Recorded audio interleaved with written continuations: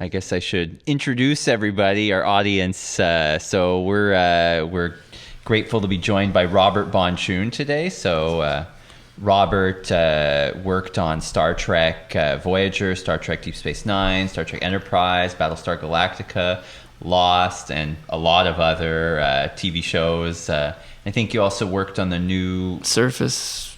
If anyone remembers it, there was a definite hardcore fan group.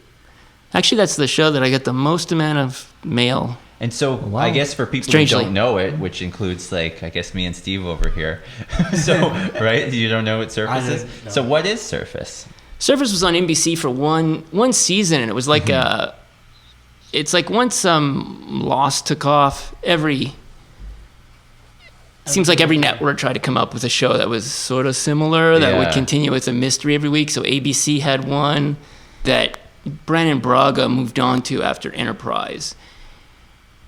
And it was really weird because we were slated to do the effects for them, and then sort of our rivals, I guess, within this group of this lightwave community group, or these old timers on Star Trek. Yeah. Because we all worked at Foundation at one point. And Foundation sort of went under when it closed. So Foundation was like the VFX studio that you were working at? Yeah. Foundation I'd been working at since, almost since the beginning of my career, other than Amblin Imaging when I was working on Sequest. Okay, yeah. And then after that, I was at Foundation for well over 10 years, which is rare in this industry to be able to stay in one place. Yeah, absolutely. But it was great. It was a steady job. It was a fun place to work. I've never had so much fun as I've had at that place. And the owners and Ron Thornton, he loved like all the shows I liked. So me and him definitely had a rapport when it came to ships. Like all the Jerry Anderson shows, like UFO, Captain Scarlet, Thunderbirds. This is stuff he grew up on in England, stuff I grew up on here. But in French, but still, they played them all here in French. It's actually weird the first time I heard them in English. I thought it sounded dorky as shit, but in French it always sounded cool. Yeah. In English it was like, what? Why are they imitating weird American accents? I'm like, what is that? But in French everything was sort of neutral, so it actually sounded a little more adult than I bet people English. who listen to the English ones and then listen to the French ones are like, what is it? Like, where's all the Well, if you funny, understand both stuff, languages, yeah. So, but I'm telling you, like in English, watching Jerry Anderson's like Stingray, let's say, which is one of the first like puppet ones he did. It's the second one, I think. The third series he did. Anyway, they started to become popular. It was before Thunderbirds, sort of worked up to Thunderbirds and then two afterwards. And then he did the live action UFO, which was my all-time favorite. But and then there was also and Space Captain 1999. Scarlet and the Mysterons. Captain Scarlet. Yeah. UFO was kind of, you think just the basic plot was similar to Captain Scarlet, but live action, not exactly the same though. They could not have afforded to do a live action Captain Scarlet like that. But UFO, they still did some pretty good stuff, pretty cool stuff. That for that time, it was done in 1969, 1970, and if you go back and watch it as not unbearably, I shouldn't say unbearably, but as badly 60s as it is, because in the show, it's supposed to be happening in 1980. Okay, yeah. But all the decor, and especially what everyone's wearing, is not just like kind of 60s. It's balls to the wall fashion 60s, like wild colors, flower, well, I think the most... In the 60s, they thought that like fashion had ended, Yeah, it hadn't. Some of I like the main suits that like the main character wore, like the two lead guys, sort of based off an Indian, from India, like an Indian style suit, which was actually looked cool. Like it would look cool now, as well as back then. But when it came to casual wear, like one episode, one of the main characters, one of the best pilots in the show or whatever, and he goes to a party, and they're playing the Beatles Get Back. Okay, it's 1980 supposedly, but they're playing the Beatles Get Back. The camera's zooming in and out. Everything is just all colors and like psychedelic, and all the girls are dressed like uber 60s. Like I'm not even like a conservative. I've seen movies where you almost can't tell, other than like film quality. Yeah. But they didn't even try. It was just blatant. So do you think like? But it was still a great show. It was still good science fiction. Like I was surprised. You'd be surprised how well written it was. Forgetting that the fashion part. When I think of all the other science fiction shows that I've seen or know of, or things like that, some are more fun or silly. Like Irwin Allen at the time, Land of the Giants and Lost in Space. They were all goofy and science was crap and nothing. It wasn't good stuff. I mean, it was fluff, but it wasn't. There was no science really behind it. But UFO had really interesting plots that a lot of other shows, even now, I've never touched upon. Like, I mean, the idea that these aliens are coming to the planet and they're stealing bodies because they're using them for transplants. And so this is like Shadow is like a name of the organization in UFO, and it's like a secret, it's a secret sort of global military, if you will. Like, although every country would have its own military, this is sort of funded by everyone. Mm-hmm. And they like specifically, kind of like SHIELD, well, they're called Shadow, SHIELD, Shadow. Shadow standard for Supreme Headquarters Alien Defense Organization, which sounds really cool. And you go Shadow, and it sounds even cooler because the emblem was like a shadow, and it's, it had a very kind of mysterious, it was just cool. All the graphics and stuff just had a sort of a neat style, I think, that still to me is cool today. Like I would still have no problems with it in terms of the little visual graphics and things like that, for the emblems and the patches and things. And so they had like one whole episode, which you just never see in science fiction. Like, try to imagine, like, as good as Star Trek was back then, although it wasn't really the type of show that would talk about this. But in this one, there's one point where they have to deal with the fact that, they're trying to track these things that are coming in from outer space, right? They never know when they're coming in. They have a base on the moon it's the first defense. And then on Earth, they have like, second defenses. They have, water, land, whatever. If they crash one, they have, another team that goes out to destroy them and try to capture them as much as possible. But they usually never live very long due to some difference in their atmosphere or something like that. Yeah, those stupid aliens never plan ahead for our atmosphere. They never, they try to explain. No, actually, I take that back. It wasn't that random. It was actually the aliens would show up, and in their outfits, in their suits, like in their helmet was liquid, was this green liquid. And it was used for like anti-acceleration, which is actually a real thing that NASA has looked at for if you're in a vehicle that's in high acceleration to cushion the body, to suspend you in a liquid. And I mean, for a wacky 60s sci-fi, there was nothing else like that touched upon like real things that were sort of in the works that, especially at that time, no one knew about. I mean, unless you were a diehard science guy, no one would know about that. I actually heard about that liquid suspension thing watching, I don't know if you know Michio Kaku, who has a series about science fiction. So, I didn't know he has a series about... In one of his... he has a TV series, something like the Science of Science Fiction or the Science of Sci-Fi. And so he's talking about how to create an awesome like space fighter. He's like, you would have to, the people, if there's pilots in it, would have to be suspended in a liquid to withstand the G-forces of the turns. Gotcha. If you had no inertial dampening system of some sort, assuming that technology didn't exist, which is always... But the thing is that that's just it. The members of Shadow, they would always try to capture one, and like if they could get one alive, they just ultimately all he wanted to do was ask him, why are you doing this? Like, can't we just like help you in some other way? But there was no way to really communicate with them, and when they would capture one, and I mean obviously they had to take the helmet off, the guy's in liquid, so who knows how they communicate inside the ships, and they usually didn't live very long once it was out of the liquid, and they coughed the liquid out of their lungs, which reminds me of The Abyss, but The Abyss was 86, when they talked about like, oxygenated liquid that you could actually breathe with, which actually does exist in the military, but... Wow. That's crazy. So you can just breathe in liquid? Yeah, except it's apparently not a pleasant feeling to initially, because obviously it feels like you're drowning. And then all of a sudden you realize that, hey, oxygen is You know, Yeah. you have to push harder to sort of move the oxygen, move the liquid in and out.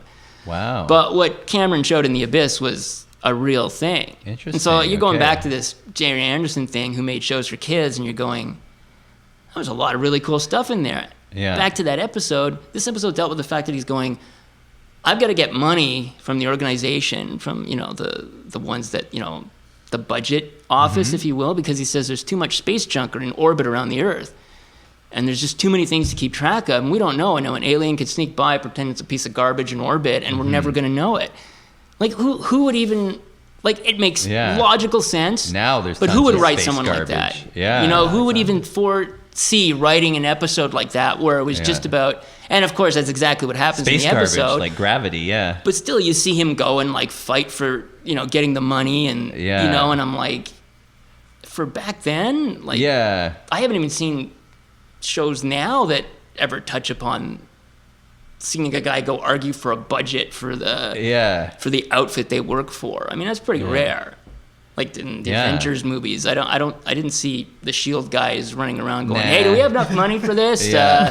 They just go back to their flying aircraft carrier and they have they're a bunch flying of gold stealth on that. Yeah, it's like they're flying stealth aircraft carrier. Yeah. I'm glad you brought up Avengers because why would you need that? I'm not sure, but why does it? I mean, the flying part, I guess, would be, you know, it's cool. which is also stolen from Captain Scarlet, but well, I say stolen. I guess we'd have to talk to Stan Lee and ask him if he watched it, you know, if he was a fan of that show and said, "Hey, I like that." Reinvented, Because the main base in Jerry Anderson's Captain Scarlet was this floating. They call it Cloud City. It was a floating aircraft carrier.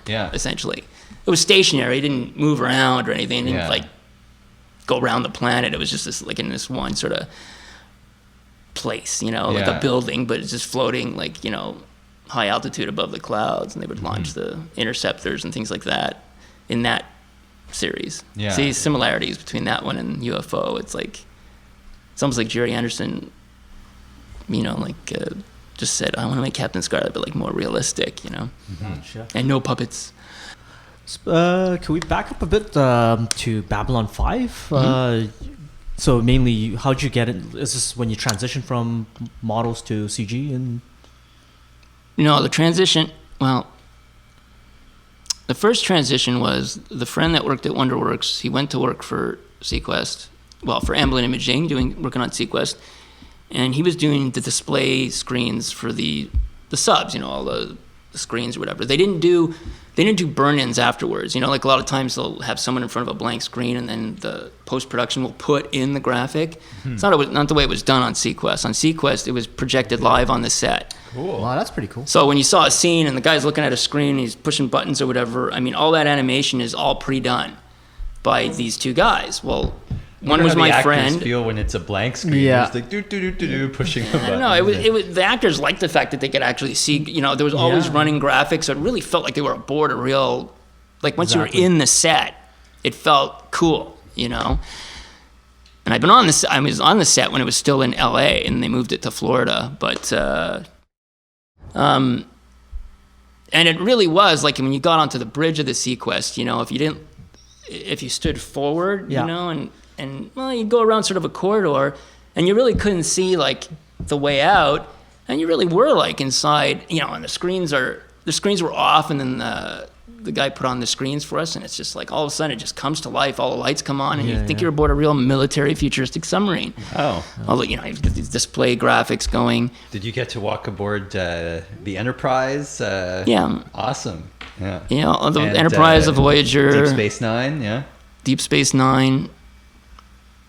Although Deep Space Nine, that's funny. It was very. I only went on the set like twice, but what surprised me was the command. You know, the upper. I didn't like Deep Space Nine, and apparently, I've been told I should watch the last 4 seasons. They have the big war. But the first 3 seasons, like, no one's paying attention. Let's make a war with the Dominion.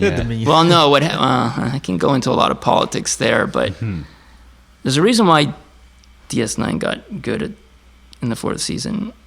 Is that a secret or? No, it's not a secret, but it's basically And at that point, Voyager started. And all their focus was on Voyager. It was finally their own show. And like that started it from virtually from scratch. Not as much as from scratch as Enterprise, let's say, but almost as close as you could get. So focus moved on to that. So the writers, Ron Moore, went on to do BSG. Oh, yeah, that's true. And Ira Bear and Michael Piller, writers, producers, they finally started going, let's write what we really want to write. Let's write some real Star Trek and some real sci-fi. And that's why the show started to get good. Cool. Because all I ever saw was the pilot, and from the pilot I was like, and then I saw a few others. I tried, and I was like, I just don't like anybody here. Yeah. I just don't like any of the characters. That would make a lot of sense now. And it's I mean, you can actually just look up the dates. Look at when the production of Voyager started. Look at when DS9 started getting really more realistic and interesting, and they coincide perfectly. I mean, Interesting. Yeah. it's not like I heard or she said, they said. I mean, it really is. Okay. I heard the same thing with was it the Next Generation, right? When Gene Roddenberry, like, I guess, left the show, I guess. That's when He died. Yeah, exactly. Yeah. So when he died, Kind of no choice at that point. Yeah, exactly. That's when the writers could write what they wanted to write. So. Yeah, because the first two seasons of Next Generation, I guess, were a little. They were trying to be more, I guess, like the original Star Trek, or they weren't sure, I guess, what the direction. I didn't like. I saw an interview with Ron Moore, right? He was mentioning that they can write certain things because, like, human to human conflict. Gene Roddenberry said no, they got past that. They're past these, these basic emotions, whatever. So they can write certain conflicts. So, like I say, then the show became pretty bland because there's a lot of things they couldn't tackle. No, you're correct, and it's kind of sad in a way that. How can I say this? Like that. Gene Roddenberry's ideas and how he made them fit in the 60s for this new show was beyond anything else that had been done at the time. In many ways. I mean, if it would have been anybody else, that ship would have been a rocket ship, or it would have been a flying saucer or something. I mean, the fact that the stuff was designed unlike anything else before. I mean, the Klingon ship. That's like my probably all-time favorite. Which one? Spaceship ever Klingon. designed. No, the Klingon from the original series. Oh, okay, D7. yeah, the D7, yeah. Yeah, the Romulans used that ship design too, right? Well, that was for a different reason though, but it's because they lost the bird of prey model. Oh, they did. Yeah, that was the only reason that happened. You didn't know that? They just That's like one of the oldest Star Trek. So the Romulans are stealing the Klingon ship design. No, I mean, when I was a kid and watched it, I thought, that's kind of like a neat, like, sort of political complexity, but really it was all about the fact that... Oh my goodness, I was duped, yeah.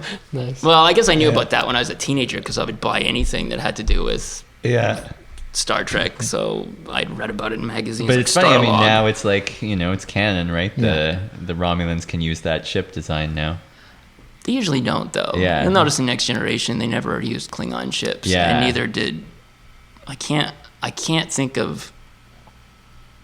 the diehard fans would know, but right now I cannot think of a time where I saw It's true. Outside Romulans of, using Klingon ships or Klingons using Romulan ships. But yeah, the D7 is a cool design there. I mean, with the think neck, of when it was done. Yeah. It looked like this manta ray.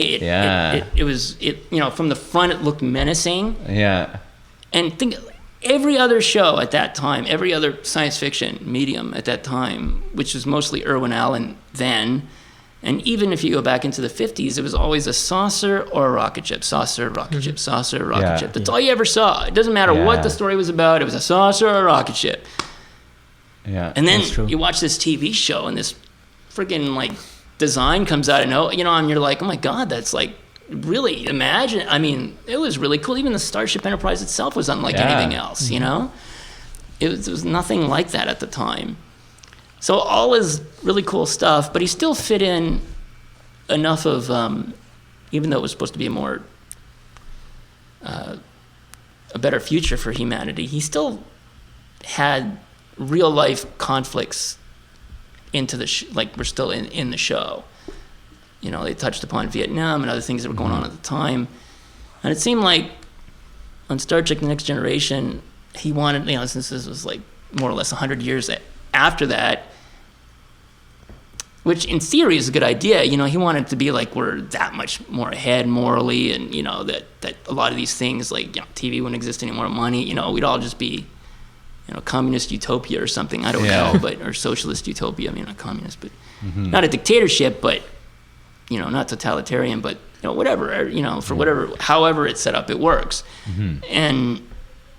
But you're right that what you said is exactly right, that it really, the writers were like, well, if nobody's ever getting mad at anybody else, then what the hell are we going to write about? I mean, as humans now, I mean, drama is always about human conflict. It's or love, or which is again conflict. Or, you know, I love her, but, you know, this guy's trying to take, or breaking up, or, you know, what are all our movies about? Even our action films are like, save my daughter, save my wife, you know, save the, you know, it's all personal, you know, it's like, I'm gonna get you, you know, you killed my family, get off my plane, you know, exactly, you know.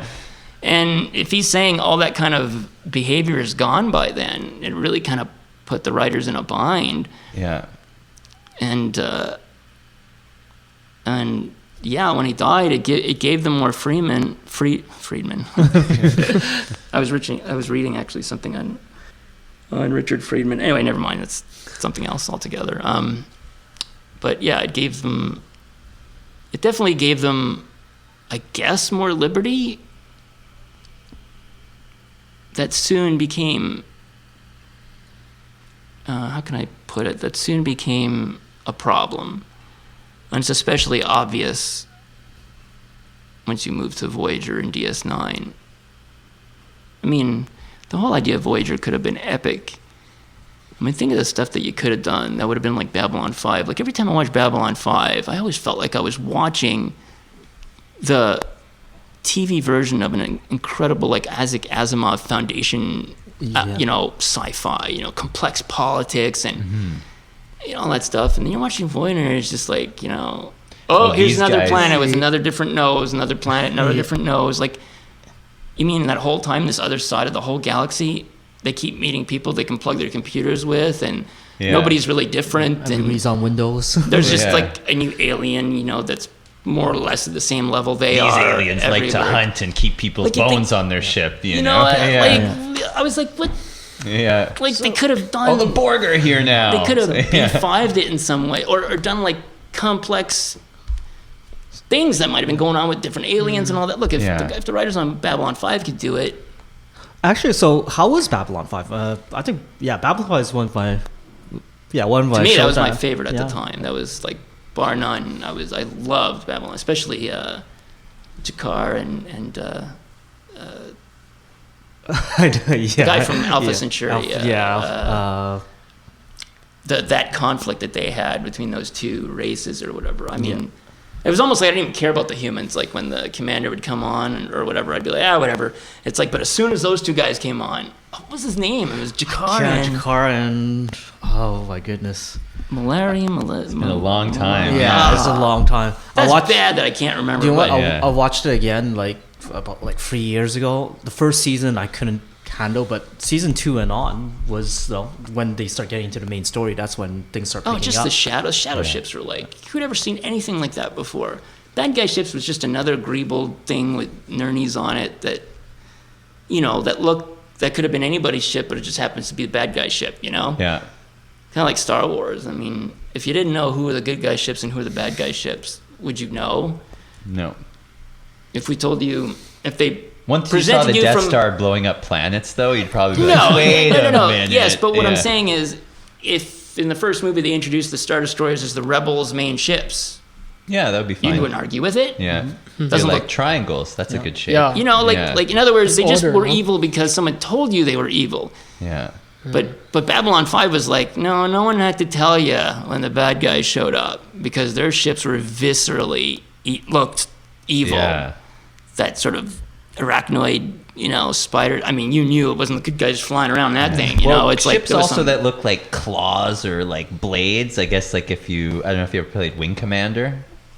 I never played it. I like the movie though, as much as most people piss all over it. But I never actually saw it. I played the games, and those Kilrathi ships, right, have that kind of croissant claw shape.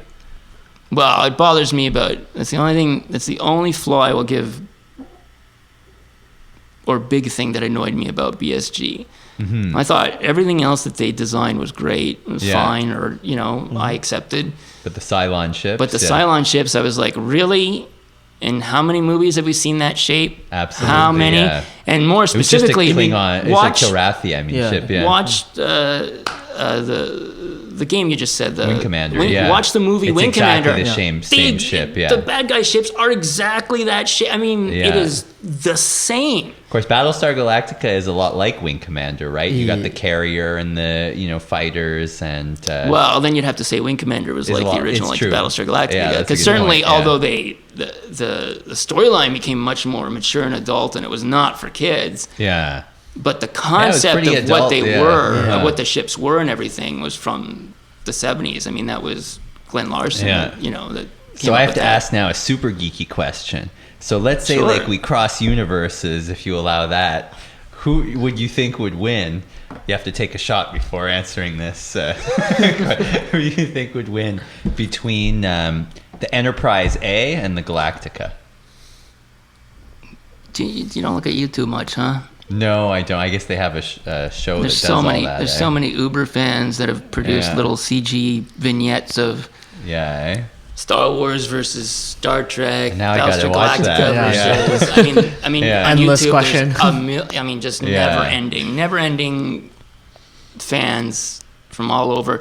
Now that especially software is cheaper and available and people can do it at home, people are inventing their own ships, and sadly, I have to say, I find most of the designs from the fans are much better than any designs from the actual show. I guess the fans are freer to sad. make more, designs. Maybe, because it's not the artists. Let me tell you right now, it's not. John, especially John Eves and. So, what do you think of the new Star Trek movies? Yeah, mixed feelings, I guess. I can say that the first one, when I went to see it, I enjoyed it. I thought the music, the direction, well, except for the lens flares, but like everything that Abrams loves those lens flares. Yeah, he got a lot of shit for it. He actually said he would try not to use as many lens flares in the second movie. Yeah. And he goes, but they'll still be there, damn it. Yeah. I mean, it was kind of a running joke. I mean, he knew that he might have overdone it a little in the first film. Yeah. I mean, how anyone could see anything on board of that bridge is beyond me. I mean, this all the time, glare, and well, no one could see that, but putting hands in front of your eyes, trying to stop the glare on the ship because the bridge was white, bright spotlights everywhere, bouncing light, and these big glass see-through screens standing everywhere. Well, it's been a nightmare to look at anything. It's like you'd see gleams and flares off of everything, but. For what it was, and to know that, but I walked in there being very realistic in the sense that the diehard Star Trek fans that I knew, the ones that I worked with on the show, but the ones that really loved the original series, like me, walked out on it. I know some that walked out about how they just couldn't take it, and halfway through they were like, this is just not, they can call it Star Trek, but it's not Star Trek. Yeah. I think because there was so much negativity before I saw it. Your expectations were nicely lowered. My expectations were so low that I sort of enjoyed it for what it was. If I didn't think about how it didn't fit with the old Star Trek and just watched it for what it was, then it was to me an enjoyable movie. If I start looking at the connections, then I get more upset. And more upset because why do you have to change? Why, the thing that bothered me the most is the Enterprise there were no shields. Had design. Right? There were shields, but they're apparently useless. Yeah, they're useless, and you don't see the blue effect, right? Those Romulan missiles, and of course the ship didn't look Romulan at all, and neither did the captain there, flew right through the. Well, he had the ears. Oh yeah, that's true. Yeah, Eric Bana, I think the actor was. He had the ears and stuff. They had these tattoo designs. Which but he had these strange things. Don't forget, they were right? miners. It's not like they were soldiers or something. So who knows? Culturally, they were just. Yeah. They were like guys on a oil platform thrown 100 years in the past with having a big fat, some sort of big barge that at that time would be just average, but I like back that 100 fact years. that 100 years later, the barge like destroys the top warship. You know. Yeah, it just seemed like their weapons were. Yeah, but the shields are like more power to the shields, and then they don't do anything. I mean, you can understand the Kelvin getting tanked, at first. But then 20 years later, I'm kind of like, well, okay, so the reason why that we saw all these changes with the Federation is because of that experience that previously had not existed, right? Mm-hmm. So the advancements that they made were all affected by this one encounter, so everything became a little further ahead technologically than the original series because of that encounter. But then, after they sort of give you that logic, the Enterprise gets there and just gets slaughtered. I'm like, well, apparently they didn't learn very much other than to design a really funny-looking ship from the original one. I mean, I don't know if you guys like the way it looked. I didn't like the way it looked. I mean, the saucer was fine, I guess, but I just don't like the proportions. The warp engines looked silly, and why did he have to curve the? I mean, I saw a lot of Ryan Church's original design, like sketches, as he worked along, and he kept a lot of original Starfleet in there. Yeah. And somewhere between his sketches and the final product, I never saw a sketch, and I can't say I've seen all the sketches, obviously, but in terms of books online or whatever, I've never seen a sketch from Ryan Church, who was the main ship designer of the Enterprise, that does not have the banner on it, doesn't have the red stripe, standard Starfleet marking, and also that does not have the buzzards, in front of the warp engines. Even though it, his drawings turned into the more or less the final shape, he still had them red, yellow or red or orange. All of a sudden in the movie they're blue, like the warp engines behind them, and I'm like, so somebody, JJ, I guess, obviously, I bet it's because JJ, because Ryan Church is probably a good. I hear he's a good guy. He is a really good guy. That's what I've heard too. It's like that he's a really good guy, and I look at his designs that he did earlier for some of the movies, like incidentals. I mean, no, that was Alex Yeager. Sorry, wrong guy. But I've seen other Ryan. He cared. I saw his. I mean, you look at the art of that film, and you look at the sketches he has of the Enterprise and how he kind of formulated them, and you can see that he was really trying to make it connect as much as possible from his drawings, and obviously from his drawings to the final. Not so much that the shape changed, but the details changed.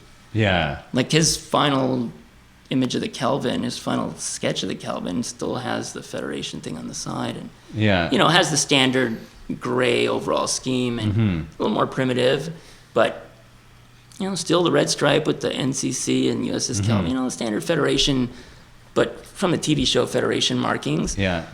And obviously they didn't do that, right? We didn't see that. We didn't see color anywhere on those ships. Like, I was like, what, other than the words, I was like, what happened to all the, where's the pinstriping everywhere, So just, I guess, for our listeners who want to work on cool sci-fi shows, and what would your recommendation be? Meaning, like, how should they go about, breaking into the industry? Well,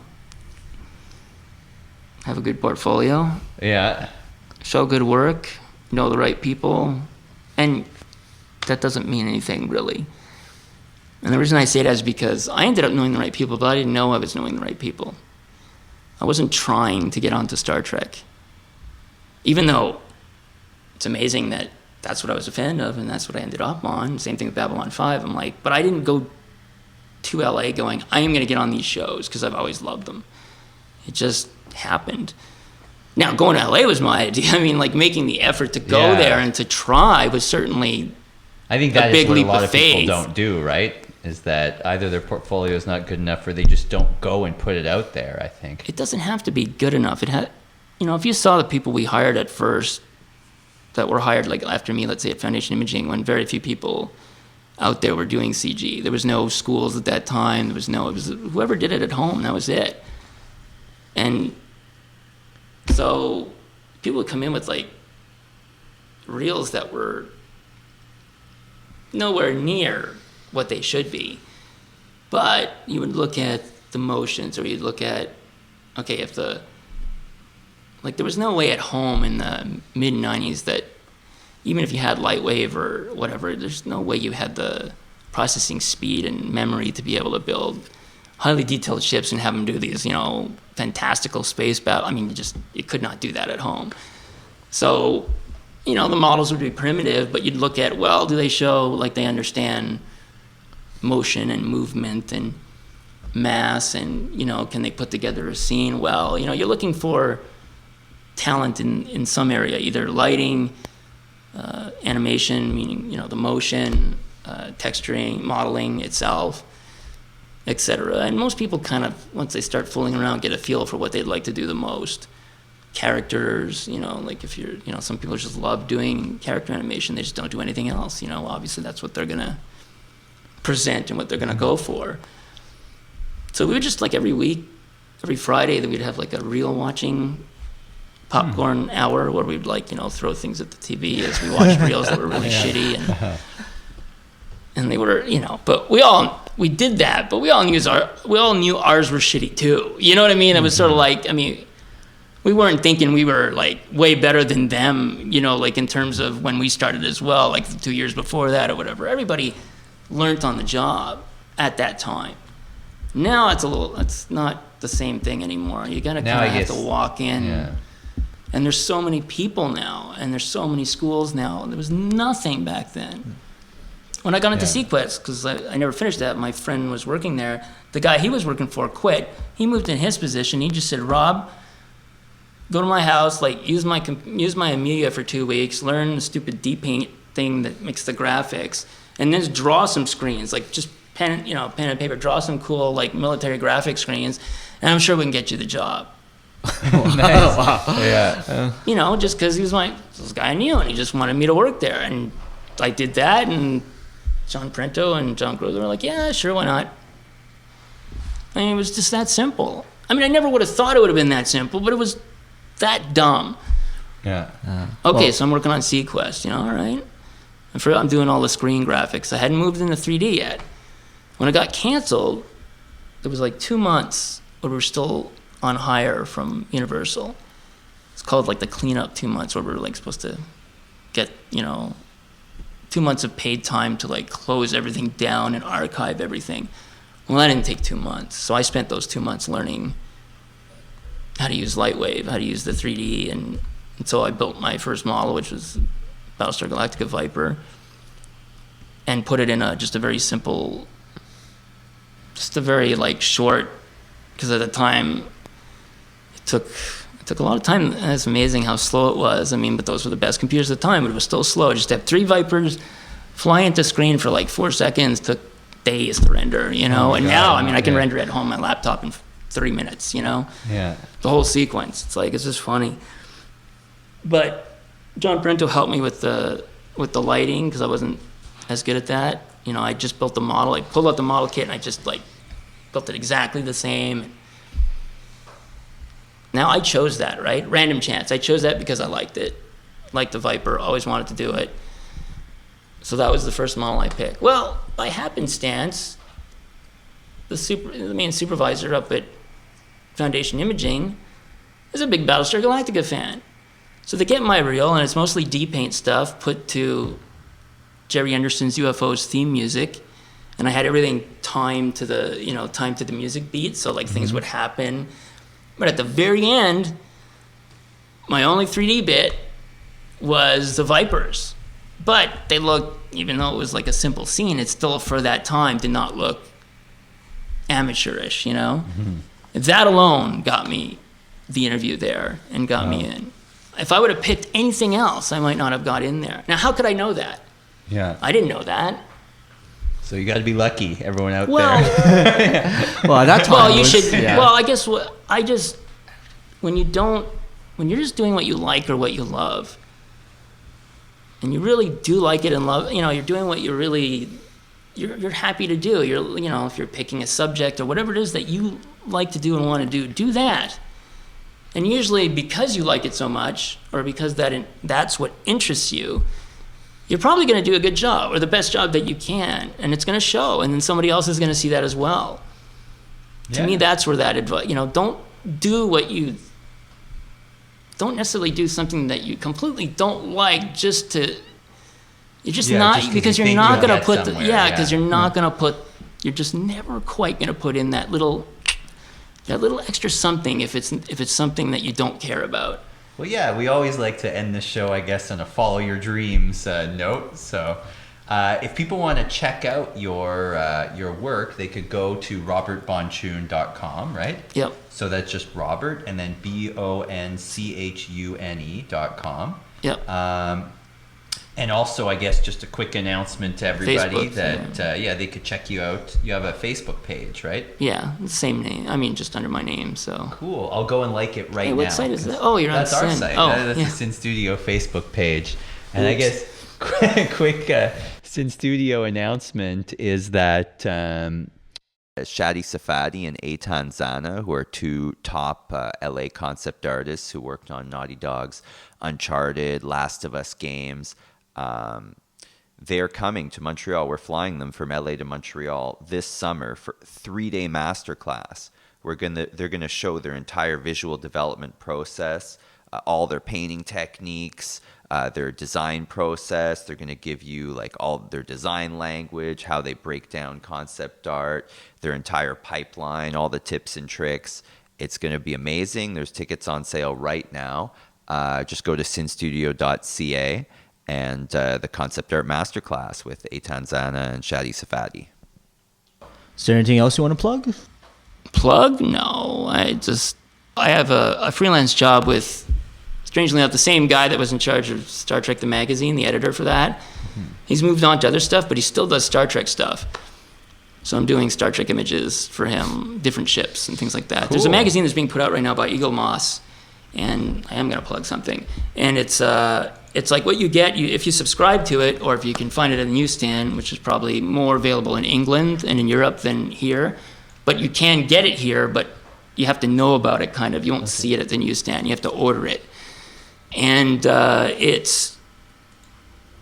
it'll end, I guess, when they run out of ships, but basically you get a little magazine that covers that one ship, so it gives you a history and background of the ship in terms of like not just like a fake history, but also like who designed it, whatever, like a little like mini technical manual. I haven't gotten an example yet, but it's like it's thin, it's not huge. And then you also get a miniature, like kind of like the old Micro Machine, a little bigger than that, maybe more like Konami from Japan. Okay. And that kind of detail. What they're doing for those ships, they're taking RCG models and they're doing 3D printing. Oh, cool. There it is. Obviously. That. All right. So you can go to Star Trek online. Yeah, the official Starship collection. .com. Wow, that's cool. That's awesome. I want a bunch of miniature Star Trek miniatures.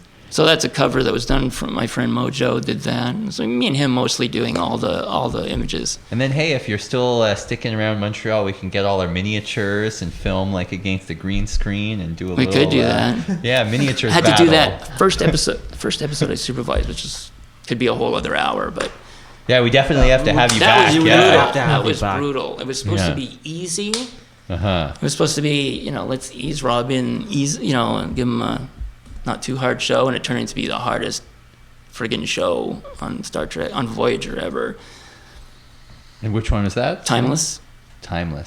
What happened in that episode? It's been a while. It's the one where the Voyager crashes in an alternate timeline. Yes. That's won an award, right? That show. It was nominated for an Emmy that year. It did not win. Because I remember back in those days, that was like, my God, a ship crash landing on a planet was like amazing for TV. Do you know how, at the time that we did that episode, there was no comping. Everything was done in camera. Okay, there was no really workable in light wave snow. There's nothing that could simulate that realistically. So, like, the whole company kind of, even Ron Thornton went out in the back, and he loved this because, he's from although he's the one that pioneered the lightwave CG stuff for Babylon 5, he still loves working with models. That's, again, where me and him get along. We like building model kits, and we're still, like, into that. So he went into the back, set up a green screen, took, baking powder, we throw things into the baking powder to get elements against a green screen, and we put those on polygons, masked out, so all these polygons in front of other polygons as, the snow's getting moved out of the way. I look back at it now, and it's like, we could do it better now, obviously, but back then it was like, and it took forever to render. Yeah. Because you have transparencies on top of transparencies on top of transparencies, and that just takes forever for the computer to chug on. Yeah.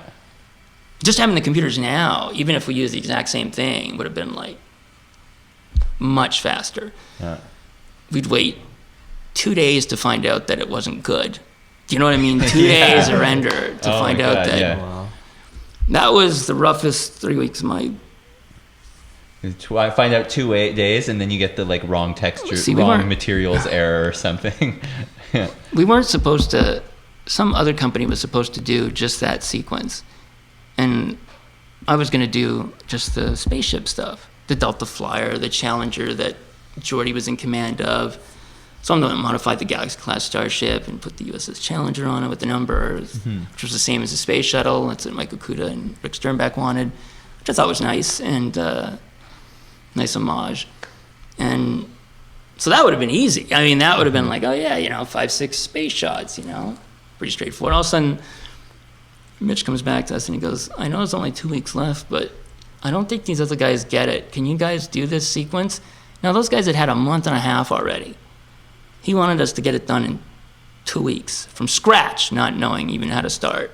Man, this is like a Star Trek episode. It's like, you got 5 minutes before we fall into the black hole. I was like, Scotty, we need more power. No! Yeah. Yeah, that was hard. So did you save the Enterprise?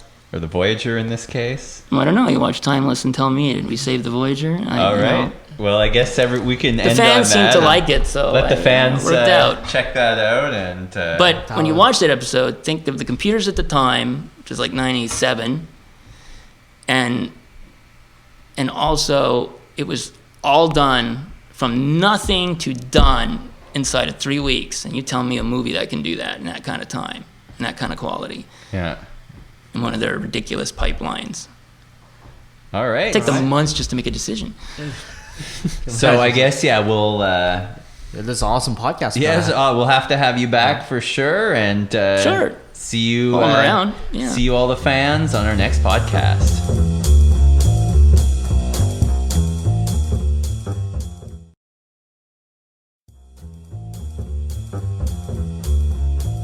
So hi everyone, and welcome to the next edition of the SysnStudio podcast. We are very fortunate to be joined today by Robert Bonchune. Damn straight you are.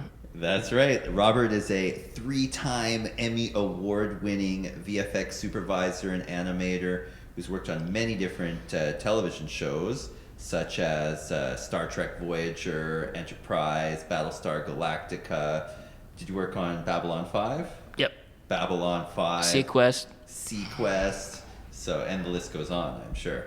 I was there in terms of TV CG from the beginning. In terms of Sequest was one of the first shows, right? Sequest and Babylon 5 were the two first. Yeah. And I worked at both. I worked first at Sequest, and then Sequest got canceled, and then I moved over to Babylon 5. But you started in modeling, right? Like you were doing those physical ship models and stuff, right? When I first came down, it really was, my hobby since I was a little kid. I always built model. Most kids build model kits and Legos, right? When they're a little kid, most little boys. I mean, not every, but most. So I used to draw a lot, build model kits, and build Legos all the time. I mean, just all the time, and read a lot. And like the time that I was down there, I moved down there. I started. It's like I had two lives. It's like, I went to Concordia physics and all that, and I thought I wanted to be an engineer, and I thought I was gonna do all, because I never saw like being it possible for someone from Montreal to work in Hollywood. Like, I mean, that was another world to me. Like everybody else watching TV, you're like, that's another world. You can't go down there and do that. You can't. And one day it just clicked to me that you could, if you're motivated enough. Was there or any you like could experience try. that made it click, or just kind of there was building in the? No, there was nothing building. It was really literally not thinking about it, and then sort of like, nobody does that. Those are special magical people that can do stuff like that. To like, maybe like, I don't know, a few days later going, yeah, I'm going to Hollywood. I'm just going to pack what's in the car and I'm gone. And everyone was just like, what? You know, like everyone thought I was kidding. My parents were like, you're going to what? You know, it's like, and I go, well, I got enough, you know, it's like, I don't like my job right now. You know, it's like, it's like kind of, to me, no harm, no foul. I don't care if I lose this job. I'd rather drive a bus anyway. So you had nothing to lose. You were just going Hollywood or nothing. Well, I kind of felt like I had nothing to lose. I had enough money for, you know, maybe like 3 months. This is a great story. How many people just like get up and go follow their dreams, you know? Yeah, especially like what back then it's like the starting, right? The whole CD. Well, that's what I mean. There's nothing. There's no schools. There's nothing. So that's not an option. There's no roadmap. There's no. It's just everyone's learning as they do it. Mm-hmm. Most people, first of all, couldn't afford to have that equipment at home. Yeah. That's a big blocker. The only one that was affordable at home is the Amiga toaster. That's why Lightwave was so popular at first, because you could output the brilliancy of Lightwave. The bottom line brilliancy of Lightwave was, which NewTek never and still has not capitalized that on. You guys were using to animate, right? Is the fact that that software, the reality engine, or the reality engine, it sounds so pompously over bloated, but basically the program code that they use to translate to do the math, to do the optical math, right, for their solutions, was just ahead of everybody else. Whereas if you bought Maya or not at the time, but so back then it would be Alias, 3ds Max, XSI, all these things, you needed a third-party program to render out, you know, your shot or even a still, when you've already spent, just for the 3D program, you've already spent $30,000. And you can't render shit. There weren't torrent sites back then, I guess. I mean, think about that. You spent $30,000 and you can't output shit. I would be pissed. All right? Yeah. We were... I would be like a Klingon with a bunch of tribbles around. Well, because I told you that they had a meeting, not a meeting, but a guy from, you know, often the different companies, the vendors come up and they demo, like, you know, the latest thing they have in their software. Obviously, it'd be a feather in that salesman's cap if he could get Foundation to switch over to, like, you know, Alias, and then now Star Trek will all be done in Alias, and they can advertise that and they can use it. Now that's one thing I gotta say, NewTek marketing, you know, not their forte, you know what I mean? But those other guys, you know, definitely forte, you know. But Star Trek was all done in Lightwave. In Lightwave, right? Most of it. Yeah. Parts. Voyager is which Star Trek? Yeah, I guess. Well, all of them. All of them. Deep Space Nine, Voyager, Enterprise. But the openings of, like, let's say DS9, there were parts of it that were done by Santa Barbara Studios, which was an in-house written program. So gone. You know, I mean, who knows what that is or where that is now. It's a moot point. It can be redone anyway. I could redo it by myself here this afternoon for you. And what about Battlestar Galactica? Was that Lightwave? Lightwave. It's just so easy. I mean, it's just so... When it comes to hard body objects, you know, especially like if you're not looking at a lot of heavy character stuff, a lot of goopy things, you know, where let's say that's not Lightwave's better, but that's not my thing anyway. Like, I love, like, hardware, surface, yeah. You know, like, I love, you know, like, futuristic cars, and I like, I like that kind of stuff. So that's where I tend to gravitate towards. So I'm not hurt by the fact that Lightwave might not have certain functions in the animation part, in the character animation part. Right, yeah. I know other people are, but for me, it doesn't matter. You know, the Voyager doesn't have to talk. You know what I mean? It doesn't have to... I don't remember, but so on the Star Trek series, you were doing, you were the VFX supervisor, right? Not right away. Not right away, okay. at first I was just anomaly guy, and then I was anomaly guy, and then I was. So you mean you would make the space anomalies when they would be like, "Sir, we're reading an anomaly." Yeah, much to my chagrin. Never. So that's just never succeed. Never, right? It's like never do or something. No, never do anything right that you don't want to work on. That's all I can tell you.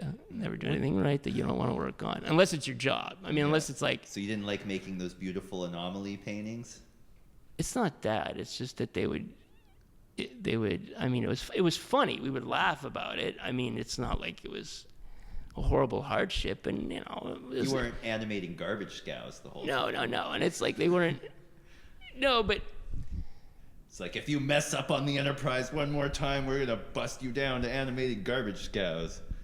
No, they don't know what the producers didn't know what they were doing, and that's. I mean, not they didn't know what they were doing, but that was up to us. That was up to us and like Dan Curry, and he's the direct. Those are the direct supervisors for that. I mean, Peter Lortzen and Rick Berman only come in at the last minute, and they're the ones that make sort of the last minute or the final changes when it's more refined. That makes me wonder, because we got one question from the internet here. Florent Cachot asked, I would like to know what is the main difference between working for a broadcast program and feature film in terms of VFX production, like budgets, deadline, team involved, and so on. It seems like you must have crazy deadlines, not much budget, and have to pull off like miracles. Yeah, but I mean, we redid the whole Borg Queen assembly effect that was in First Contact that ILM did, and it took, I mean, that was months of work on, probably a ridiculous Maya, possibly Alias at the time pipeline. And we just have Lightwave, $800, film quality results out of the box. No need for anything else, You don't have to buy a separate renderer. You don't have to spend $30,000 and then another $10,000 on, basic like not plugins, but extra surface features and things like that. Like Lightwave was like it had it all in like $8,000. It wasn't the best character program, and still is sort of not. But for hardware and stuff like that, and even for rendering it's just so cheap for what it does. I mean, the guys who programmed the renderer just seem to have understood physics really well. I mean, they nailed it. Radiosity and stuff looks better than... I've seen the guys with V-Ray and Mental Ray and all that, all the things that they have to use in their pipelines, and it's just takes them... It's a long time. Yeah. As a guy that lights... Okay, so you're lighting, but you can't light without... I don't really understand. There's no way it can be as fast, because when we do our shots, here's one big difference. When you do a shot on one of our teams on our shows, you do the whole shot. If I assign a shot, or before I was a supervisor, when I was assigned a shot, it wasn't like you're going to do the lighting or something. There's no pipeline per se, other than you're going to do it all from start to finish. Yeah. The only thing that was separated out, because time concerns obviously, was modeling, because sometimes to do a nice model would take a week. Well, each person couldn't do the model for each one of their shots, you know what I mean? Especially if it's the same model that's going to be used in 20 shots, like like the Voyager, let's say, obviously for the whole season, or other bad guy ships of the week. So we had dedicated modelers, but once you got it into your scene, you still had to modify textures a little bit. You had to play with the lighting to get it to look right. So when I try to imagine that motion picture pipeline, it must take forever. Because the guy who's lighting, if he can't quite get it right, he's asking himself, is it my lighting? Or is it the guy who textured it? Or is it the modeler? Or is it, and then you go to the guy who textured it, and he goes, well, I don't know if it's it might be the model. You know what I mean? Like, everybody points in another direction, and there's so many different steps that it's just a lot. I think it's a lot harder to cohesively know where the problem is until it gets to the comp person, who takes all the elements and puts them together, and then probably can see a little more directly where the problem is. Yeah. But we did that ourselves too. I mean, we comped it, we finished it, so we'd break down layers into what we needed. It wasn't like you have to break it down into Yeah, you need 100 25 layers, and, you know, and that's the pipeline. That's the way it is. Doesn't matter how easy or hard the shot is. That's the way it is. It's like, no, it's like you broke it out based on your needs to get the shot done and get it approved. If you didn't have to break it out at all and do it in camera, that's what you did. At first, we didn't have a choice. That's all we did, because at that early on, like After Effects was not available for the PC. We worked on PCs, and before that, Amigas and DEC Alphas. Wow. And you know, After Effects was like 99, 2000, I think it came out for the PC, and then we all kind of learned it as quickly as possible because it was an amazing tool. And again, it's our shot from, you know. Yeah. Okay, so we're not doing in camera. We would have all these tricks or layers and layers of polygons with different elements on them, and we, you know, everything has to be integrated. Now we could separate them out with depth maps. I mean, it just made it even faster and easier. Yeah. And their pipeline to do the shots to the same, well, based on what I've seen in movies, I didn't see it look better. And it took average on films, like, you know, they'd have some of the shots months to do one shot. Galactica are just as good as some of the shots you see in modern. And BSG was the same thing. It was still the same light wave pipeline, which is, there is no pipeline. It's, other than the model builders, it's really, you know, but I think you do the cool, shot. like, you know, when the person and you own it. Like when you say, shot, I did that shot, it really is your shot. Yeah. That's a good point. Yeah. You know, other than maybe the mesh, but you've probably tweaked the textures, and then the rest of it's certainly yours. Yeah. Whereas I always feel like if I'm in the pipeline ILM and I worked on, let's say, the Avengers or Iron Man, and you go, oh yeah, I worked on that shot. Well, what'd you do? Well, I did the textures for that stuff. Like, that's it? Like, no one can say it's, except for maybe the final compositor, who really has a lot more control over the final image. Yeah. At least I could see where they could sort of feel like, you know, they massaged all the elements and made it theirs, but everybody else kind of doesn't know how their stuff was used. Or even if they do, they didn't do it. You know what I mean? They just provided an element on a chain of other elements, and it takes them a month, and it takes us a day. So I guess to break down like all the processes for our listeners who don't really know that much about VFX and production. So I guess basically, you know, you start, let's say you're doing like a space combat scene, right? Right. So you start with a 3D model that could be done by a modeler, but could also be, I guess, done by the person who's doing the entire shot sometimes. That happened. Yeah, or a couple models. If it was a simple model, yeah. Or if you had a lot of lead time, but that didn't happen very often. And then the next thing is, you know, you'll like fix the textures or texture the model if you need to. If you need to. And then I suppose you place them in the engine. Yeah, we put them in the scene. We set up the whole shot. Set up the shots. The supervisors from Paramount would come over every other day, and they'd be like, oh, yeah, okay, I like that. No, maybe change this, you know. They really left it up to us. We didn't get storyboards or anything. We really decided. Wow. There's no storyboards on Star Trek. So you got Trek. to do like all the ship maneuvers. Everything that you see was all. Yeah. Everything you see was at least started out with the imagination of whatever artist was working on that shot, and then was, you know, unless the supervisor at Paramount, like Mitch Susskind, the one that I worked with, unless he felt strongly about something or had a real vision for a shot that, you know, because he would obviously be he works at Paramount with the production team there, so he knows about the shots before I will. Somebody comes over and, you know, gives me the list as supervisor. Sometimes he'll go, oh, that one I really had an idea, like what I wanted it to look like. But if you showed him anything that he thought was better, he was like, okay, you know, like he was a really nice guy, and he was easygoing, and he didn't have that kind of ego some others did, but he wasn't that kind of person.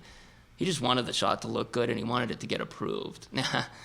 Now, the approval process that's a whole other thing. So that's, I guess, Paramount has to approve all the... Paramount. Yeah. Rick Berman. Okay, yeah. Peter Lortzen and Rick Berman and Brian Braga, which really just means Rick Berman, because on Enterprise.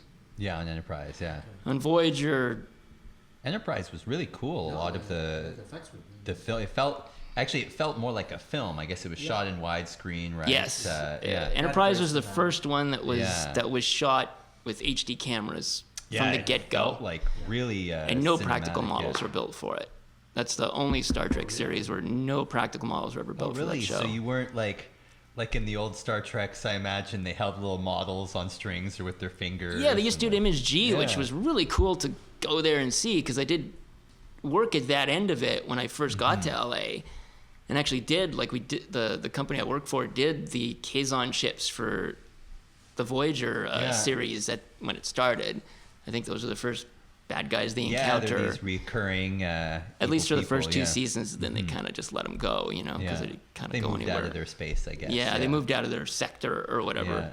Yeah. But the company I worked for at the time, before I even got into computers, when I was doing practical models, because that's what I'd always done. You know, we got to, for some reason, we got the contract for the Kazon fighter and the mothership, and because the foreman knew that. Foreman, it sounds so formal. We're really just a big bunch of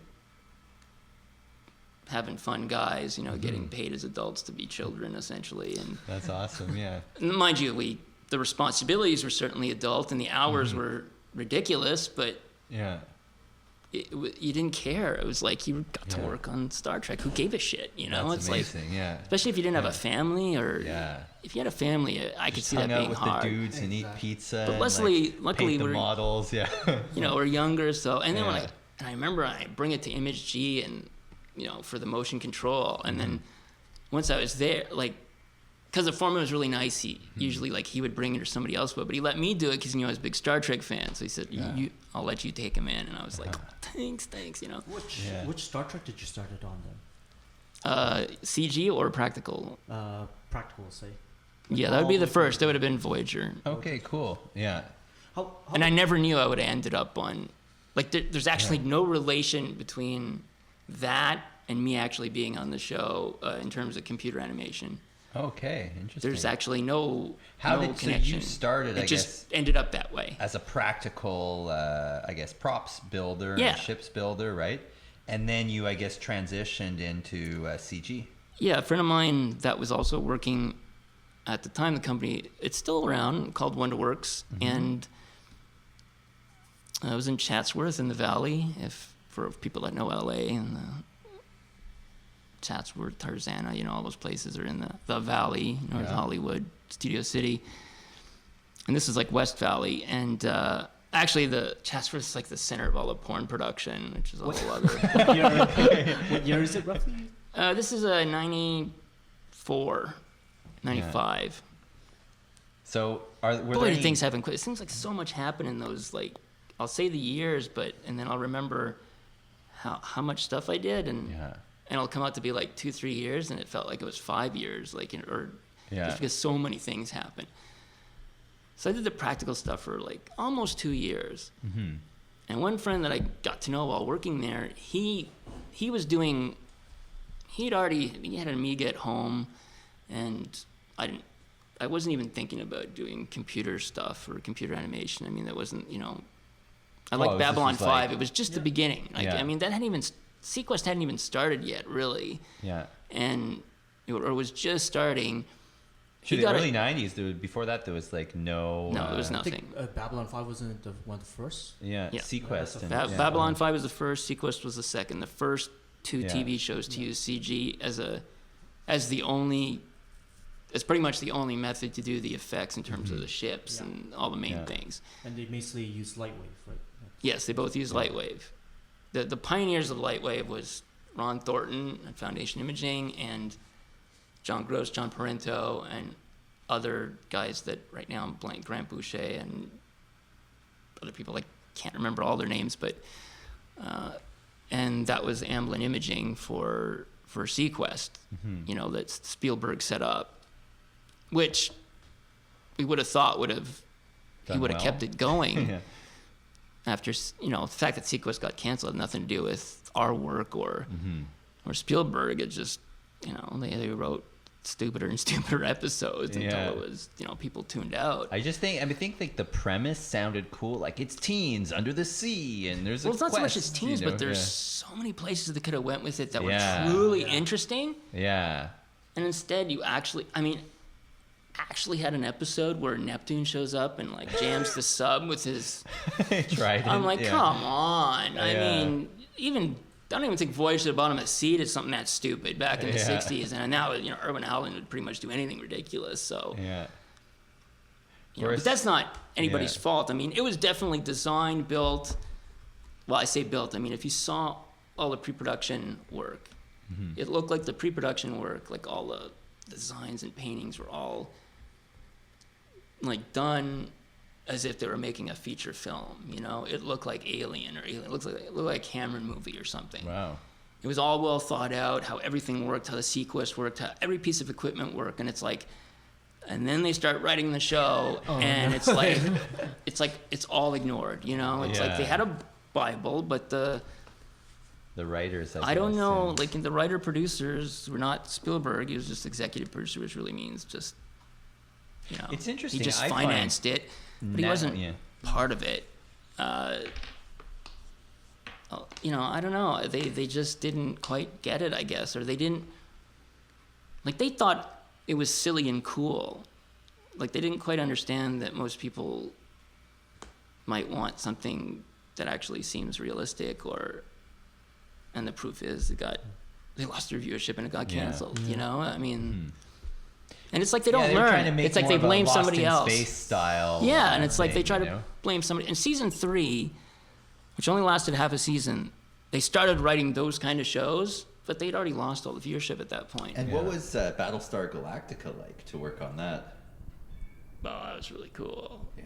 I mean, I was a Battlestar Galactica fan when I was a kid, and I mean, it's night and day, obviously. But I loved it. At first, I thought I'd hate it, and the first 20 minutes, I was like, I did sort of. I was like, I don't like where this is going. This really feels like Canada, Vancouver. It just feels like I'm expecting the Stargate to open at any moment. It's like but after about 20 minutes, maybe, by about, it started at 9, right? It was 2 nights, 9 to 11, 2 nights in a row. Miniseries, they had a miniseries. Yeah, that first miniseries, the first year, and then it was the next year that they had the show. Well, once I got past the first half hour of the first miniseries, if you can get over that hump, because I think that's kind of like the cheesier, sort of boring hump. It's like if you get past that, all of a sudden it starts to get interesting. Then it really starts to get interesting. Then the writing really kind of kicks in, and then you go, yeah, this isn't your father's Star Trek. You know what I mean? Like, it's like, well, that was this crazy was like hardcore show. I mean, that's where Ron Moore went, okay, now I'm going to get to do what I want. So what was it like working on that? Well, it was a lot of fun. It was, yeah. It was like Star Trek, but even smaller and without the same pace, which was nice. Because Star Trek was... Where was the effects done then? At NBC. Well, no, initially it was Zoic. Yeah. They did the 4-hour miniseries, and they did the first season. And then Gary Hutzel, who was the special effects supervisor, like the head, producer or whatever, special effects producer, supervisor, he, I guess he felt that, and I'm my own interpretation of, you'd have to ask him to really know, but my interpretation. Well, we'll get him on the podcast next, and we'll be like, "Would you respond to these?" But I'm just going to tell you, like, what I think it was essentially was that he'd started doing with a couple of CG artists that he knew some stuff on his own at Universal, and he ended up realizing it was so much cheaper. In other words, you didn't have to pay Zoic's overhead. You're not just paying for the effects shop, but you're paying for their management, their coordinators, the electricity for their building. But if you do the effects in Universal, in-house, where the building already exists, and all you really have to pay for is the animators and the equipment, and there's no overhead other than salaries and the equipment, you're not paying another company, like, everything, all their costs. Yeah, marketing and all so it's stuff, substantially cheaper. Mm-hmm. So he sold it on that, and then they brought aboard kind of a little bit of the best of, I guess, in terms of animators and stuff like that. Just people who knew each other and. So what were Star you Trek doing? Like, it was the on, same guy. It's always the yeah. same friends. We always end up on everything together. It's always Cool, yeah. It's like one guy goes on. It's like, hi Pierre, hi Rob, hi Yeah. John, So it's hi always the same. Doug, hi. So on Always the same. It's Battlestar, great. I guess what were your main kind of responsibilities? Yeah, that was kind of weird because I was so used to being supervisor that was kind of tough, but I didn't care because I liked Battlestar so much that I just wanted to work on it.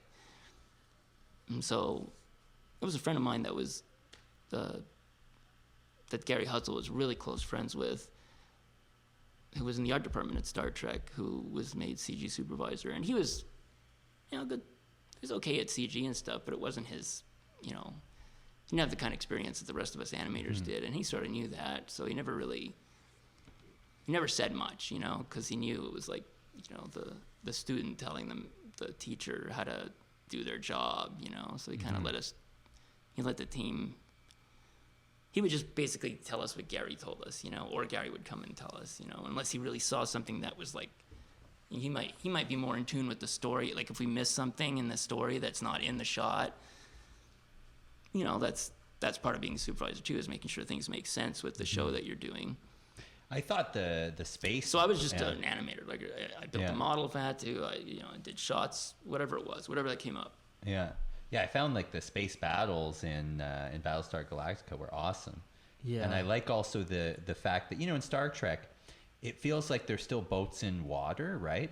But in Battlestar Galactica, it's like they can actually like move in 3D. They can move in 3D. Like two fighters could be alongside and one could like spin the other way but still be traveling the same direction. So there's some really awesome maneuvers they could do. Where Star Trek's like limited physics couldn't on BSG, handle. Ron Moore, who was the topmost guy, is like science fiction. He liked Star Trek. He liked BSG. He liked that genre, and he wrote. He's not stupid. He knows. Like they were so afraid that they would get in trouble with the audience if the Voyager was vertical docked to a station. Yeah, like how are they they're all gonna fall down. Like, the audience won't understand. No, you don't understand. Everybody else will understand. Yeah. Stupidest. Like, I'm sorry, and they know it. I don't care. I'm not worried about them hiring me ever again. They're not working. But that's Battlestar is definitely my favorite sci-fi show up to now. It's pretty awesome. I do also. I tried to do it once. I did a camera move on the NX-01. Oh yeah. There was one shot. I just was like, well, no one was around, but it was sort of like, okay, I'm gonna. It was just, Enterprise comes in orbit. How many times can you do Enterprise comes in orbit, right? Mm-hmm. And Voyager comes in orbit. It's just like, you're always trying to come up with a different way to come into orbit that's not like everything else you've seen. Yeah. Which you've pretty much seen everything, how many, so they did one where it's like, which they don't allow you to do very often, again, because of this up-down thing, is have the Enterprise come into orbit like at the bottom of the planet. Yeah, okay. The planet's sort of like more above, not like... not the planets below the camera, the planet right? was like either in the middle or above. Yeah. But below is kind of rare. Yeah. Not Did so much in Enterprise. No fan freaked out. I mean, nobody watching freaked out. Yeah. Everyone on Twitter. And what is this? No, they didn't freak out about that. But I was just setting up the inertial story. dampeners handle them being upside down? No, we still couldn't do that kind of stuff. But so it was coming in, and I just wanted to see. So at first the ship is like, it goes by camera, it's close, but the shot was long enough in time that Enterprise gets pretty small. I mean, they basically they gave too much time for just an orbital establisher. It should have been 2 seconds, but ended up having 5 seconds worth of time, and I had to fill 5 seconds up with that's a lot of time to just have a ship go into orbit. I mean, that's people don't think about it, but it's you're that's working, a 2 second shot. A 5 second shot is a long time. It's a long time. I mean, that's it's kind of boring just watching a ship basically on a flat plane. Yeah, our attention spans are so low these days. 5 seconds. Oh my god. But so when I said, well, what could I, so it first goes near the camera and it's close, and it goes further away, and I said, and at first I didn't even think of it as a BSG thing, but then I realized, this would be just like a BSG thing where the camera follows it and then does that wobble zoom in. And so that was cool. And so BSG. I did that to that shot very subtly. I didn't do it like as much as BSG does. Okay, it wasn't wobbling the camera all over the place. So you saw motion blur. The ship completely disappeared from screen. I mean, no way. Yeah. But I tried to just smidge sneak it in. It's like, Mitch looks at it and he's like, it's not gonna make it through. And I said no, and he goes, well, I'll give it to them. No, he goes, I like it, I think it's cool, but it's not gonna happen. And sure enough, like the next day he calls me up and he goes, the shot's fine, get rid of the BSG camera. I was like, oh well. But what is amazing is I did a couple of tests like just on my own, just for fun. And I did one with the Voyager where I did one of those like someone in space with the camera like kind of finds the Voyager and then zooms in on it, and the Voyager's kind of coming towards camera. Yeah. So you go from a short lens to all of a sudden a very long lens, so the ship comes, gets squished or whatever. Mm-hmm.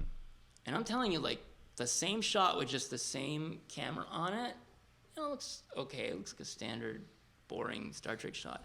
But just adding that move, just doing that with the camera and then focusing in and zooming in on the Voyager, even though it's the exact same model, exact same lighting, exact same texture, it just looked more real. I cannot explain. There's just something in your head that just went, oh my God, and it looked like a massive friggin' ship. Yeah. Even though, technically, without the jitteriness, just having the move where the camera just follows it the whole time, even with the same length lens, it just doesn't do that. But as soon as you do that handheld thing, it really puts you in the. Like, it just makes it real. I don't know. It's just. I think there's amazing. That. I also noticed it can really make a difference when the ship models are too clean looking, right? Like if there's not like battle damage and stuff on the ship, it also has this. Even if it, know why, it has a more CG looking feel to it. I find. Like on Galactica, in the end, when it was totally beat up and the cameras were going all over the place. Yeah, that's rare. It was so real looking. Yeah, that was a victory for the effects, for the CG department. Mm-hmm. For all of us, that we could finally do that. Again, the writers there wasn't a lot of bureaucracy on BSG. There's always some, but Ron Moore is very open to ideas. And you could... one of the guys on the team would have lunch regularly with the writers, and he would throw out ideas, and they would use it. There would have been no Pegasus if not. There would have been, well, I can't say 100%, but Razor probably wouldn't have existed without one of the guys on the CG team suggesting it to the writers, pointing out the old episode, and I don't think it was something they were thinking about. Wow. The Pegasus and all that. Yeah, it's true. Galactica, they kind of wrote it as they went. Bringing back the old series stuff, right? And getting the old Cylons even to hear them talk. Mm-hmm. That's all because of one guy in the CG department. Not me. It was one guy, a friend of mine originally from Star Trek, on the CG department. It was his idea. It was not the writer's idea. It wasn't. He did it all himself. He went and found the original guy who did the original voice and asked him if he would do it again, like the same way, and the guy was still alive and still around, and Ron Moore said, sure, why not? Wow, that's awesome. Yeah. It's true. Battlestar Galactica, were there sounds in space or no? Eh? No, they're very, very hushed. They were very hush, and it was just very it was always just a hint, which actually worked better than silence. In a way. Yeah. Silence would have worked, but what they did worked better than full silence and better than full sound. Yeah, and also just like the battle sequence they used, like the music was mostly the drums. Oh yeah, the drums. That really worked. And I forgot about that, but the music was a big deal too. I mean, that the guy who composed it, I met him a couple of times, but I was also friends with that same guy who came up the Razor, or the Bring Back the Pegasus thing. Even had a big poster done, Bring Back the Pegasus, that he put outside the window because the writers were across the street from the effects thing. So Universal, he puts out this big banner that says Bring Back the Pegasus. That's cool. And so they brought, again, if not for, because his name is Mojo, or his nickname, and if not for him, no Pegasus, or probably. I mean, like, I can't tell you the writers wouldn't have thought of it, but he's the one that thought of the original series, Base Stars and Raiders, bring back the original Centurions. Wow. I mean, he's the one who pushed that. Yeah, that was a lot cooler when all those guys were in. I'm just saying it because even though the writers fleshed everything out, it was, if not for him, those things, I don't know if they would have happened. Yeah. And I'm not saying BSG would have been a bad show or anything, because obviously it was a fine show, but I think a lot of really cool things that, if you've read anything, I'm sure you know that the NX-01 at first was going to be the Akira, flat out, from First Contact. Like, flat out. No changes. Yeah. Nothing. The That makes- Akira from the 24th century. Yeah. And they saw no problem with that. The fans would accept it. Yeah. I mean, the fact that I they wouldn't. were able to turn it over Yeah. and turn it into what they did to kind of make it look retro, Yeah. which worked and sort of didn't work. Yeah, but I mean, it's kind of weird because it still looked kind of newer than the Enterprise A, right? You're like, huh, that's Well, strange. certainly, Yeah. maybe not newer, but Yeah. because it looked a little clunkier, maybe, but it certainly looked more advanced than the Enterprise from the 1960s. Yeah, it did. In yeah. a way, you know? And I'm like, how does that, like, And why also, like, couldn't, they're like, like, you yeah, could, that yeah. basic shape made sense. Yeah. But all the small details that were kept from the Akira were ridiculous. Like, you just know that humanity would not have built these weird shapes that make no sense on this early type of starship, you know, Yeah.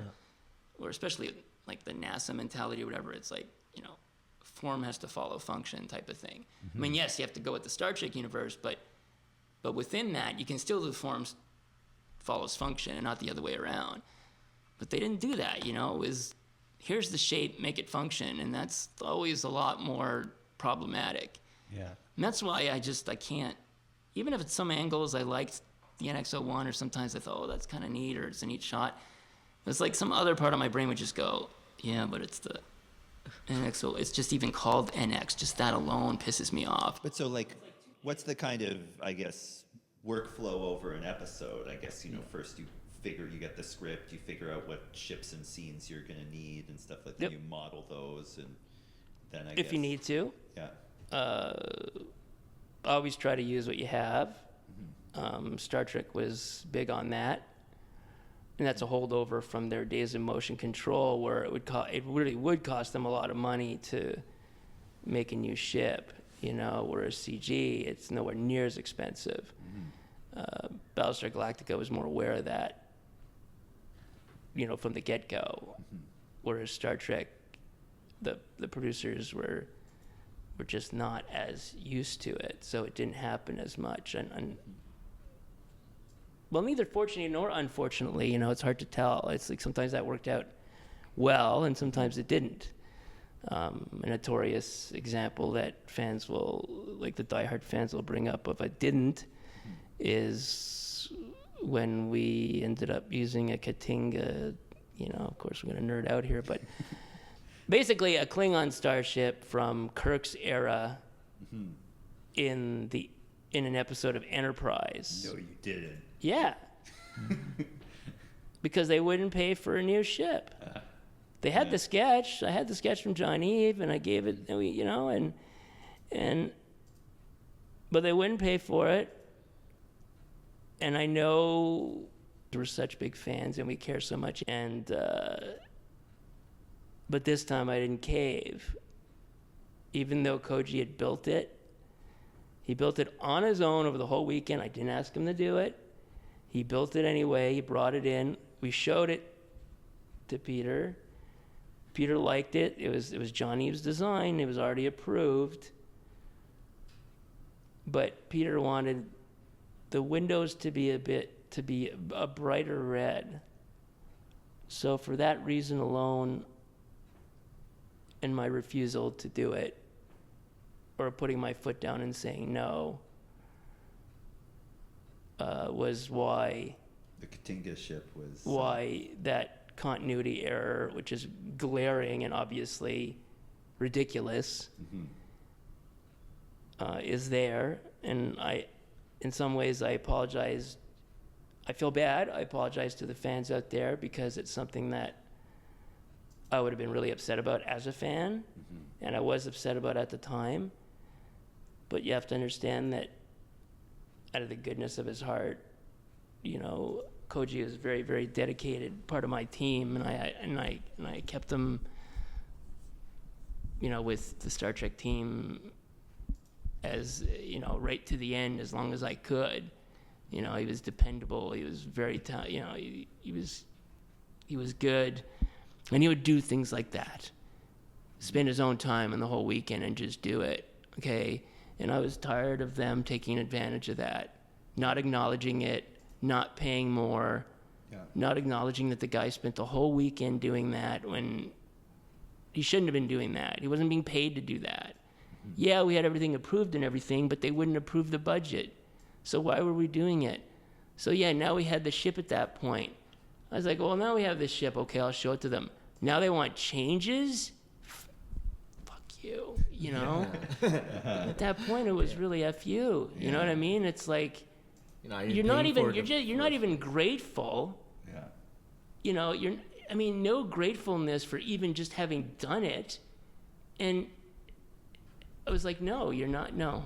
No, we're not making the change. So it's that ship, or we're going to use the other ship that you were originally going to use. Whatever your plan was, when you didn't think you could do this, that's what I guess it's going to be. Now, I know I sounded being like an asshole, and I wasn't saying it to him quite so maybe harshly as I'm saying it now, but I did tell him I was disappointed. I mean, I did say like, come on with that. What were we talking about? Well, let me switch topics quickly. So now you kind of, as a visual effects expert and physics major, maybe could help us finally on this podcast answer the question, because you make made up space stuff look real. Was the moon landing fake? That's the question of the century. Are you asking me that? I didn't go. But you think like that footage could have been faked? Four. Yeah, I mean, I've.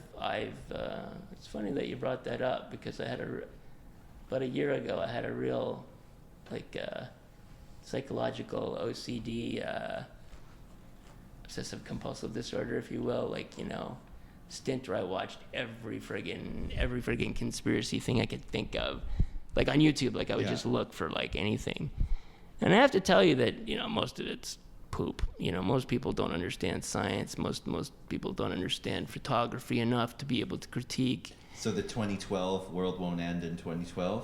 The Mayans were wrong? Yeah, I think so. I think we would safely say that at this point. Yeah. Unless we're in a never-ending loop of, it's like Groundhog Day. That's Groundhog Day. Yeah.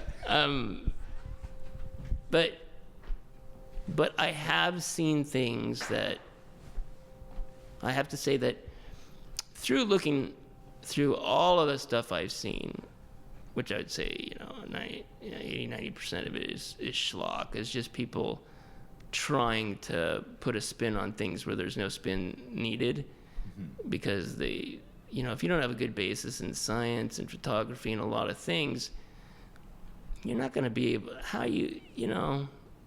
It's going to take some real. Now, I will say though, the foreground projection camera that they not accuse is the wrong word. It was more like that they feel that a lot of people feel that Stanley Kubrick shot the moon landing as a backup. It wasn't meant as a complete they're like, just in case the astronauts die, let's just release this footage instead, kind of thing. Yeah, in a way. In a way, essentially. And it was or if in re-entry it kaputs. And they just replace Armstrong and No, but let's say in the re-entry, let's say they go up, and it crashes on the moon, on the moon. Yeah. The mission didn't even start yet; it's already gone. It's it's just a smudge. Yeah. Well, at that point, instead of Nixon giving another depressing speech about how the Republicans, well, I can't pick on the Republicans at that time. I mean, the other guy was even worse. I mean, had his own fucking buddy. He had his president assassin. He's part of his own president's assassination. So it's an asshole. So,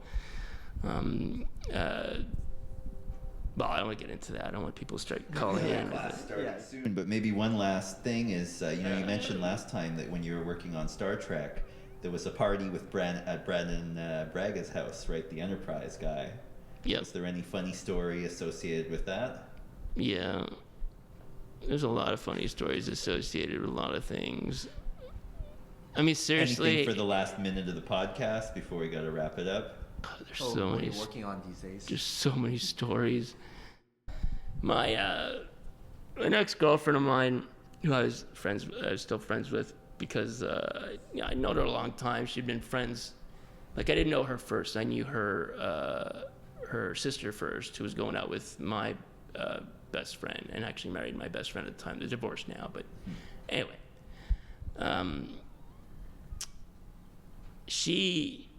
I wanted to bring a date. This was like the final wrap party. It was at DS9. Was it Voyager? No, it wasn't. I don't know. It was one of the two. But only the special people got to go to and I'm not the special people, Brandon Braga. And although Brandon Braga knows me, sort of. Like, I mean, he should know me by name by now. Not Berman, though. I mean, he wouldn't, not at all. But the girl that Tracy, my ex Tracy, or my friend Tracy, set me up with, she warned me. She goes, well, she's a little nuts. And I go, well, define nuts. And she goes, well, let's just say that I guarantee you that when the evening's over, like, everyone will remember her. Everyone will remember that evening. And I was like, what does that mean? And then I found out what that meant. I mean, she was like an uncontrollable, spoiled, not spoiled, but, typical blonde, wannabe actress, but kind of a little bit smidge awkward, but very self-confident. And at one point she looks at me and she goes, who are the guys who run the show? And I go, what do you mean? And she's like, well, who are the, who's the big guys? Who are the, and I go, and they just happened to be like sitting at the bar, like across, really close to where we were sitting. And it was Brandon Braga and Rick Berman. So I go, it's those two. She goes, yeah, you want to go to that after party thing that you're probably being snubbed by? And I'm like, it'd be fun to go. And she goes, watch this. And she just walks right over there and starts blabbering with them. I mean, I didn't go with her, And of course, within like 5 minutes, they're all hugging and everything. And she goes, yeah, we're going there. Here's the address and everything. Then when we get there, the drinking continues on her part. And I realized, oh my God, I gotta stop. Like, I had to stop drinking because I realized that this girl, I was gonna have to be the babysitter. That ain't Synthahol. I was gonna have to be the babysitter because this girl was like, and then all of a sudden she's lost her grandmother's earrings that are worth $20,000 at the bottom of Brandon's pool. So now she's naked. Now she's taking all her clothes off. She's naked in the pool trying to find these things, and she's like, come in here and help me look for them. I go, no fucking way. I'm like jumping in the pool and taking all my clothes off to look for diamonds at the bottom of a pool? Only in Hollywood, man.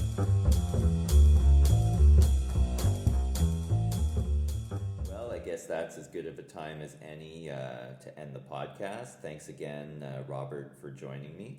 And to everyone out there, remember to check out SysnStudio.ca for the info about upcoming special events like the masterclass we're having with Eitan Zana and Shadi Safadi, the top LA concept artists. So check it out on SysnStudio.ca, and we'll see everybody for the next podcast next month. Bye, guys.